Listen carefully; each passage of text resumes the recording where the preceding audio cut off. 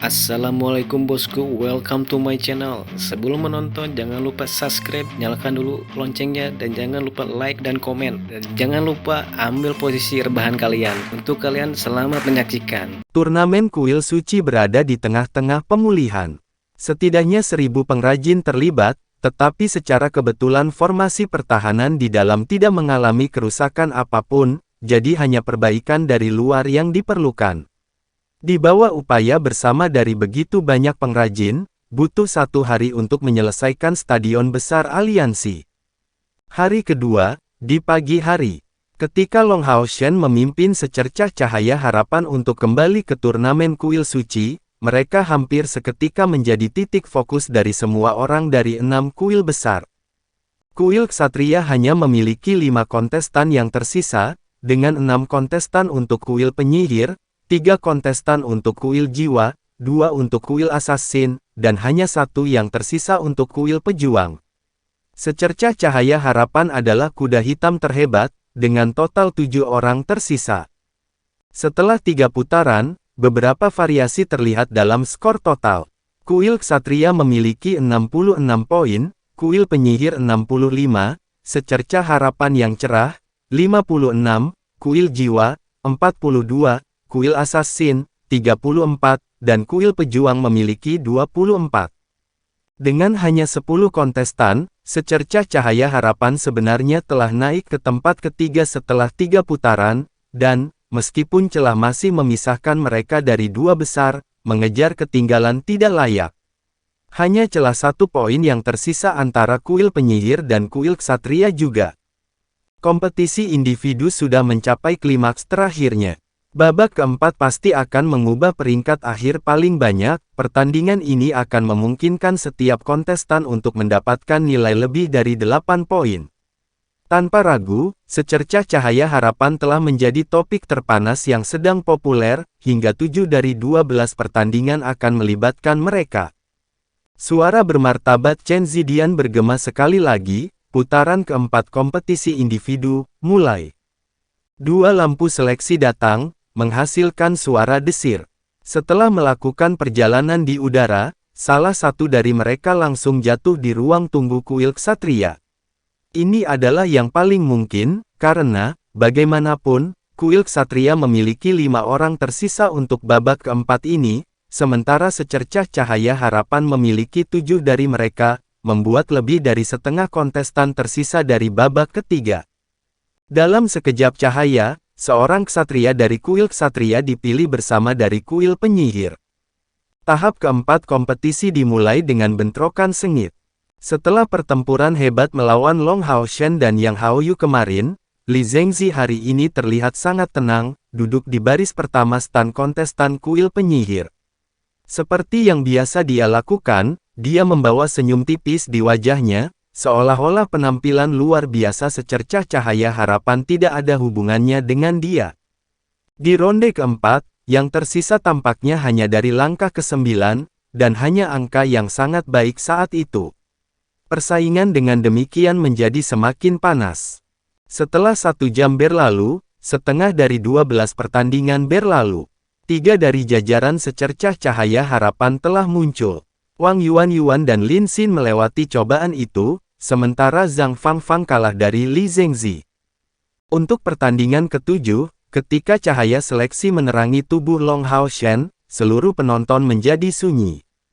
Long Hao Shen tidak terlihat berbeda dari kemarin, masih membawa senyum ringan di wajahnya, dan menyebarkan aura lembut.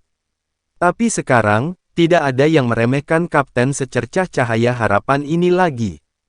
Yang Haoyu tidak terlalu terkenal sebelum pertandingannya melawan Long Hao Shen, tetapi setelah bentrokan medan, identitas Yang Haoyu dengan cepat menyebar dari telinga ke telinga. Bahwa dia adalah nomor 1 di kuil ksatria. Orang-orang yang benar-benar menyadari hal ini selama pertandingan ini masih sangat sedikit, dan yang diketahui sebagian besar adalah bahwa Long Hao Shen adalah pemenang terakhir dari pertandingan ini. Untuk kapten pasukan pemburu iblis bergelar muda yang mengalahkan secara berturut-turut orang nomor 1 dari kuil pejuang dan kuil ksatria, Long Hao Shen dan secercah cahaya harapan telah menjadi target utama perhatian. Kemegahan 6 kuil besar sudah dikalahkan oleh penampilan mereka yang kuat. Untuk pertandingan keempat, Long Hao Shen memasuki panggung sekali lagi. Tapi, hebatnya, harus dipertanyakan apakah ini bisa disebut kehendak surga atau keberuntungan yang benar-benar mengerikan, karena dia punya waktu untuk menghadapi pengguna medan lain, serta salah satu paling terkenal dari aliansi kuil, kepala kuil jiwa dan pengguna medan Kaisar Binatang, Chen Hongyu. Melihat bahwa dia telah menarik Long Hao Shen sebagai lawannya, Chen Hongyu tidak bisa membantu tetapi menggigil ringan. Orang yang paling tidak mau dia hadapi sebenarnya adalah Long Hao Shen. Dalam pertempuran antara Long Hao Shen dan Yang Haoyu, dia sudah mengerti bahwa ada celah yang cukup besar antara kultivasi Yang Haoyu dan kultivasinya sendiri. Meskipun Long Hao Shen dapat dikatakan memiliki kemenangan sederhana melawan Yang Haoyu, fakta bahwa ia telah berhasil mengikuti situasi seperti itu lebih dari cukup untuk membuktikan kekuatan dominan anak muda ini. Dalam waktu kurang dari 5 tahun sejak konfrontasi terakhir mereka, dia sudah ksatria yang menggunakan medan.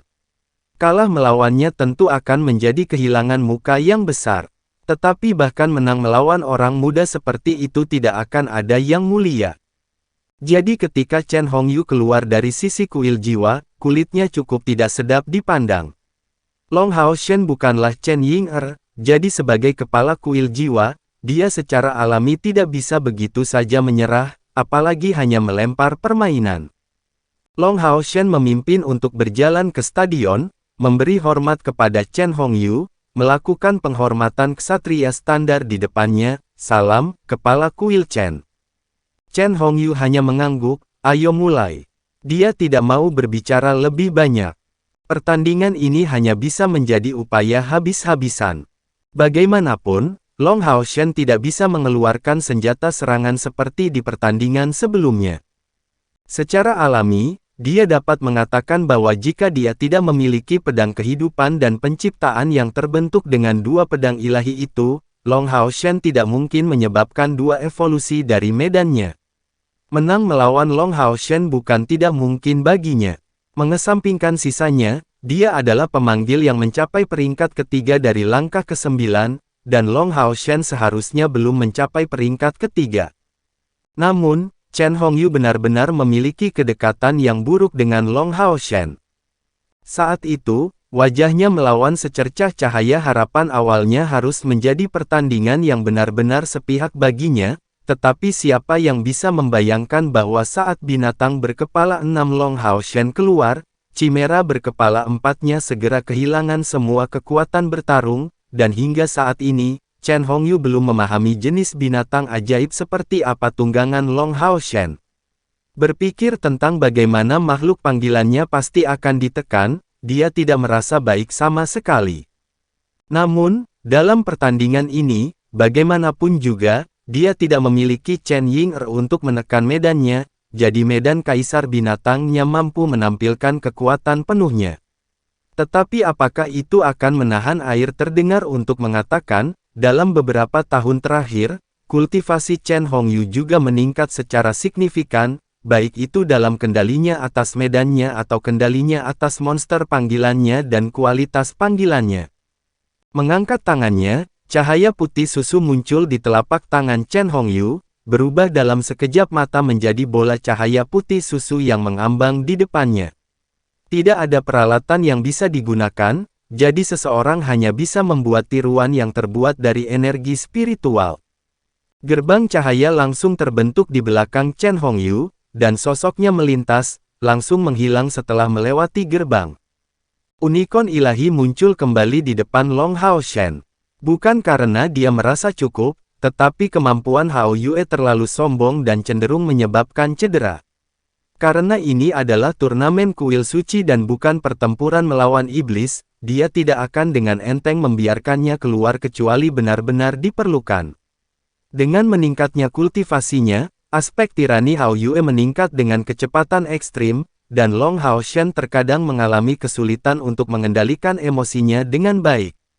Unicorn ilahi tidak sama, Raja Bintang telah mengikuti Long Hao Shen sejak dia hanya unicorn cahaya bintang, dan tidak bisa berevolusi tanpa dia. Oleh karena itu, meskipun tidak ada perjanjian yang mengikat antara Long Hao Shen dan dia memiliki perasaan yang sangat dalam terhadap Hao Shen. Dan terlebih lagi, mengikuti pemilik tubuh Dewa Cahaya seperti Long Hao Shen sangat bermanfaat untuk kultivasinya. Unicorn secara bawaan dekat dengan cahaya, jadi siapa lagi selain Long Hao Shen yang bisa seintim dengannya? Namun, Raja Bintang memiliki masalahnya sendiri. Setelah berevolusi menjadi unicorn ilahi baru-baru ini, dia masih dalam proses beradaptasi, dan tidak dapat menggunakan banyak kemampuan unicorn ilahi. Jika tidak, dorongan yang dia berikan dalam pertandingan kemarin kepada Long Hao Shen sama sekali tidak akan sesederhana itu.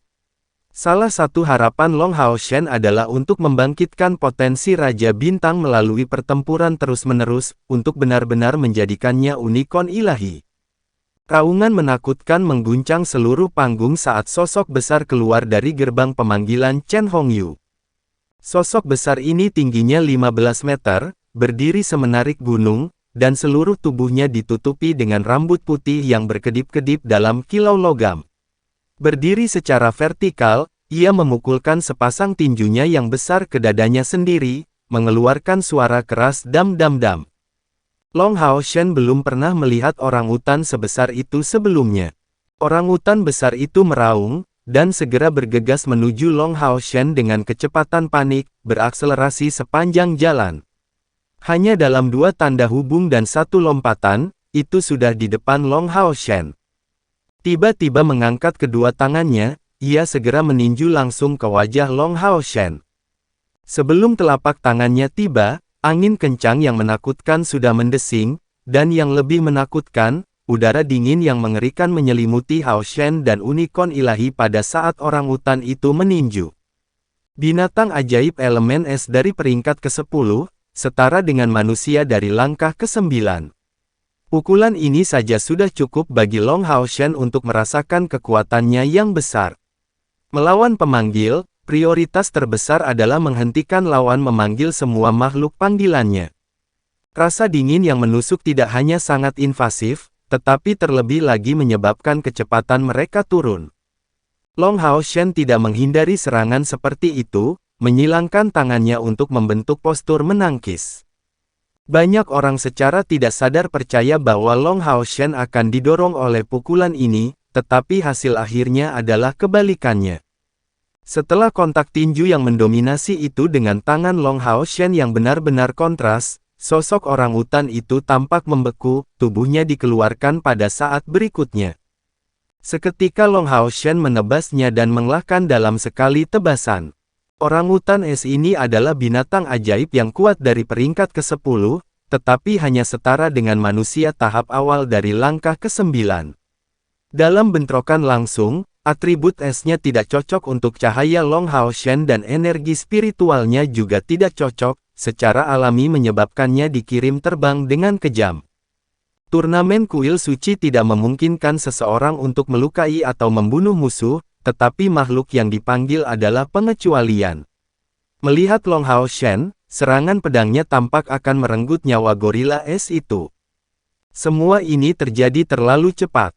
Dalam pandangan Chen Hongyu, Long Hao Shen pada akhirnya adalah Kapten Chen Ying-er, dan pada akhirnya tidak akan segera pergi untuk membunuh. Orangutan es yang dia kirim ini sebenarnya tidak memiliki banyak kegunaan, kecuali dari harapan menunda Hao Shen. Tapi ledakan kekuatan Long Hao Shen yang tiba-tiba tidak hanya menunjukkan kepadanya kekuatan besar Hao Shen, tetapi terlebih lagi menyebabkan dia menjadi panik dan buru-buru mempercepat penyelesaian mantranya, benar-benar merusak ritmenya. Tapi Chen Hongyu marah pada ledakan kekuatan Long Hao Shen yang benar-benar terlalu cepat, membuatnya sudah terlambat untuk diselamatkan. Orangutan es ini menjadi salah satu binatang ajaib yang diawetkannya. Jika Long Hao Shen membunuhnya, kekuatannya akan terpengaruh secara serius. Selain itu, seorang pemanggil memiliki emosi yang besar terhadap binatang ajaib yang dimilikinya. Untuk sesaat, Chen Hongyu tidak bisa membantu tetapi menjadi sangat marah, gelombang besar emosi naik ke dalam dirinya. Terbelah menjadi 2 dalam serangan pedang. Tentu saja tidak, Long Hao Shen adalah putra cahaya, bukan putra pembunuh. Dan terlebih lagi, dia menghadapi salah satu sekutunya dari aliansi kuil, bukan iblis. Chen Hongyu berteriak, "Jangan paksa aku nak, untuk memanggil Chimera Kepala 4. Raungan menggelegar terdengar, dan segera, kilau 4 warna keluar dari gerbang cahaya itu, bertabrakan dengan pedang besar Long Hao Shen.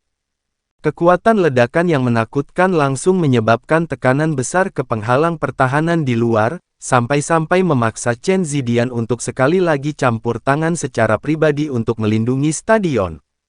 Pedang cahaya besar Long Hao Shen hancur berkeping-keping, saat dia didorong 100 meter jauhnya di samping unicorn ilahi dalam keterkejutan yang dalam. Gerbang cahaya membesar, sosok besar bergegas keluar dari dalam. Itu tidak lain adalah binatang kontrak Chen Hongyu, Chimera berkepala 4. Melihat Chimera berkepala 4 itu, Long Hao Shen hampir memiliki keinginan tak sadar untuk memanggil Hao Yue. Di depan penindasan darah Hao Yue, Chimera berkepala 4 ini seharusnya tidak ada gunanya. Tapi, dengan sangat cepat, Long Hao Shen menghilangkan pikiran-pikiran ini karena dia merasakan bahwa Chimera berkepala 4 ini tampaknya telah tumbuh ke tingkat yang sama sekali berbeda dari sebelumnya. Perubahan pertama relevan dengan serangan Long Hao Shen sebelumnya, yang sudah mengerahkan semua kekuatannya. Bahkan pemanggil dari peringkat ketiga atau keempat dari langkah ke-9 akan merasa berat untuk merespons. Itu adalah serangan yang mencampurkan niat pedang dan jiwa pedang, tapi itu diterima begitu saja oleh Chimera berkepala 4. Itu jauh dari sekuat sebelumnya, dan perbedaannya benar-benar sangat luas.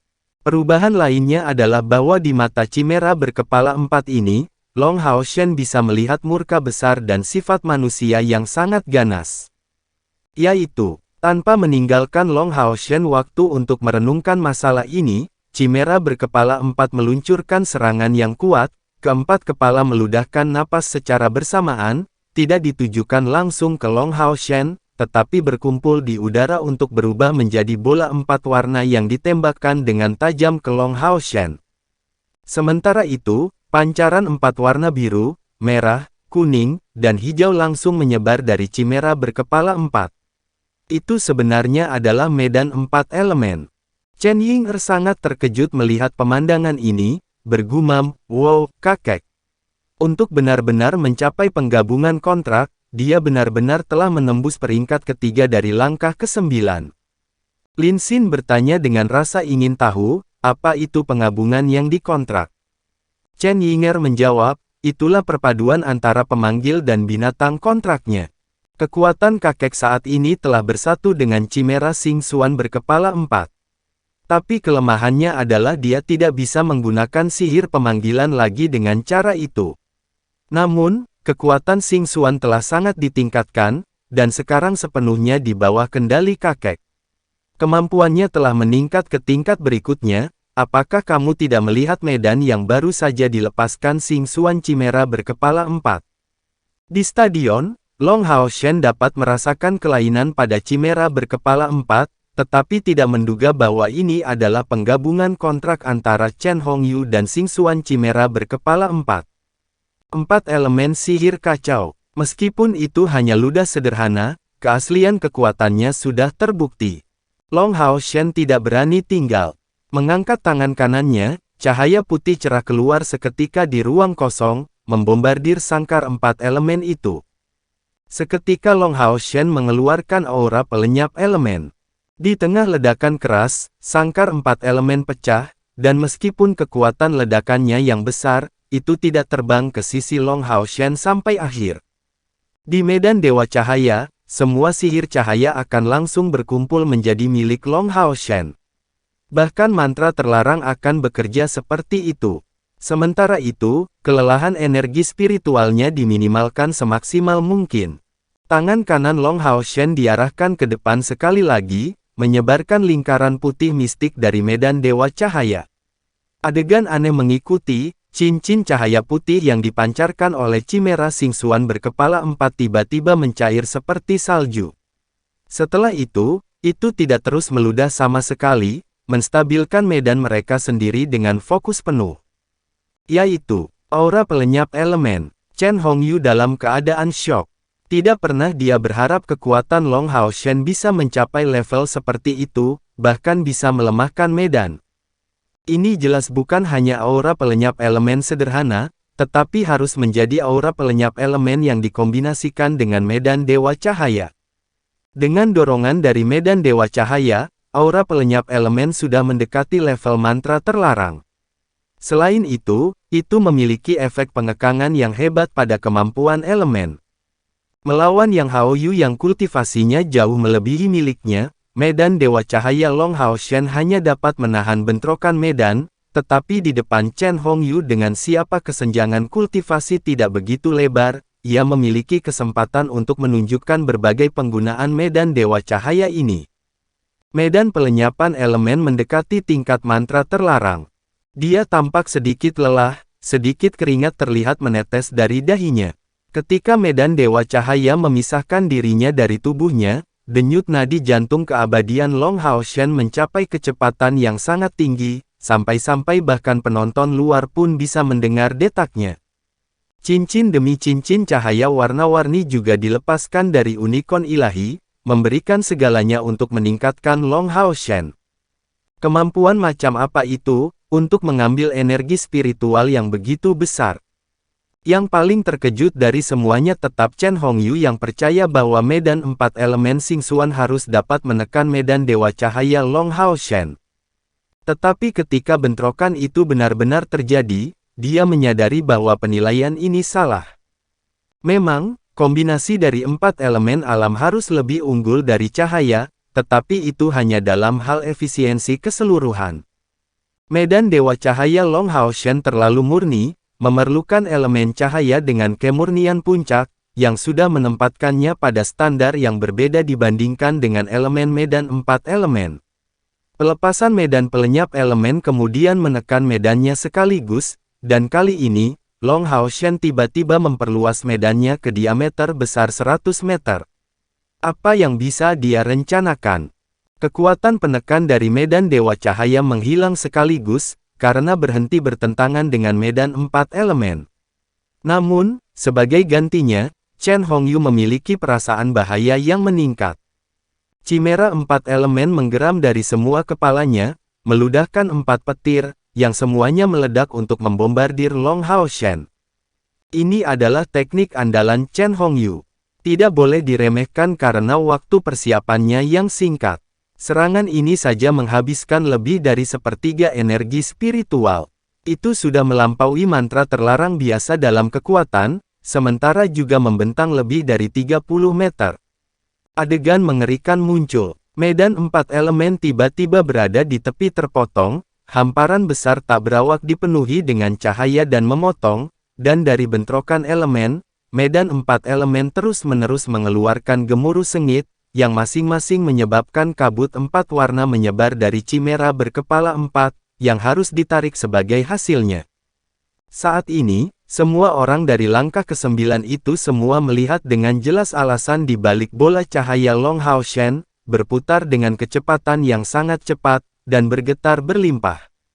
Yang lebih menakutkan, itu memiliki efek yang mirip dengan tingkat mantra terlarang. Orang bisa bertanya-tanya seberapa menakutkan level yang dicapai.